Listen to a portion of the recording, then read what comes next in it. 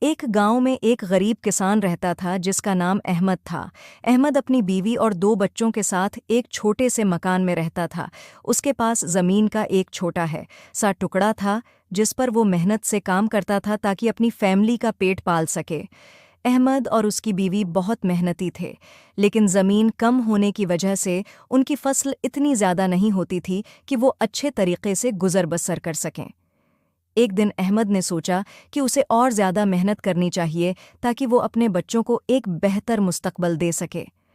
اس نے دن رات کام کیا، زمین کو اچھی طرح سے ہل چلایا اور نئی فصلوں کا تجربہ کیا۔ اس کی بیوی بھی اس کی مدد کرتی رہی اور بچوں نے بھی پڑھائی کے ساتھ ساتھ چھوٹے چھوٹے کاموں میں حصہ لینا شروع کیا۔ چند مہینے گزرے تو احمد کی محنت رنگ لانے لگی۔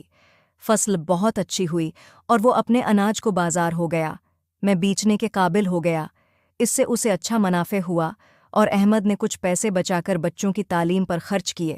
اس نے اپنے بچوں کو سکھایا کہ محنت اور ایمان ہے، داری ہی کامیابی کا راز ہے۔ اخلاقی سبق: محنت اور صبر ہمیشہ رنگ لاتی ہے۔ جب ہم اپنے کام میں